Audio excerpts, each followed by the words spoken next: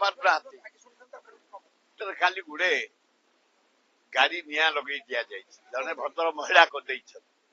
ସେ ଭଦ୍ର ମହିଳାଙ୍କୁ ଆରେଷ୍ଟ କରିଛନ୍ତି।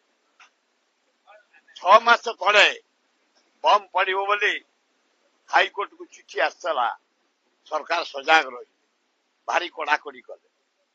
ତାପରେ ଏବେ ମଧ୍ୟ 3 ମାସ ତଳେ ଆସିଥିଲା, ହାଇକୋର୍ଟକୁ ଉଡେଇ ଦେବୁ ବମ୍ବରେ ସରକାର ସଚେତନ ଥିଲେ।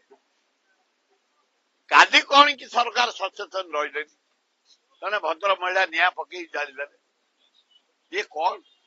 ଏ ସରକାର କି ସରକାର? ଏ ଆଇନ ଶୃଙ୍ଖଳା ବିଫଳ। ପ୍ରତିଦିନ ନାରୀ ନିର୍ଯାତନା, ପ୍ରତିଦିନ ଚୋରି, ପ୍ରତିଦିନ ଡକାୟତ, ପ୍ରତିଦିନ ବ୍ରାଉନ ସୁଗର ସିଜ୍ ହେଉଛି, ପ୍ରତିଦିନ ମଦରେ ଲୋକ ପହରୁଛନ୍ତି। ଭୁବନେଶ୍ୱର ଅବସ୍ଥା ଶୋଚନୀୟ। ଗତକାଲି ଗୋଟେ ବେଙ୍ଗଲୀ ସ୍ତ୍ରୀ କି ଝିଅକୁ ରେପ୍ କରିଛନ୍ତି 3 ଜଣ। ଚାରିଆଡେ ଆଇନ ଶୃଙ୍ଖଳା ବିଫଳ। ଆଜି ଉତ୍କଳ ଦିବସ ଏଠି ଖାଲି, ଜୟ ଜୟ ଭବନ ଖାଲି। ନାଇଁ କଟକ ବଢିଆ ସିଟି ଆମର, 137 ବର୍ଷର 1037 ବର୍ଷ ସିଟି, ବଢିଆ ସିଟି, ଓଡିଶାର ଗର୍ବ, ଆମମାନଙ୍କ ଗର୍ବ, ଓଡିଆଙ୍କ ଗର୍ବ। ସେଠି ନିଆଁ ଲାଗିବାଟା ଦୁଃଖଦାୟକ ଘଟଣା। ସରକାର ସଚେତନ ହନ୍ତୁ ଯେମିତି ନିଆଁ ଆଉ ନ ଲାଗେ।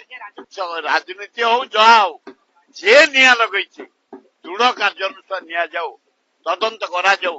କାହିଁକି ସେ ନିଆଁ ଲଗେଇଛି, କଣ ପାଇଁ ନିଆଁ ଲଗେଇଛି, କଣ ତାର ଉଦ୍ଦେଶ୍ୟ, ତୁରନ୍ତ ଅନୁସନ୍ଧାନ କରି ବିହିତ କାର୍ଯ୍ୟାନୁଷ୍ଠାନ ଗ୍ରହଣ କରାଯାଉ।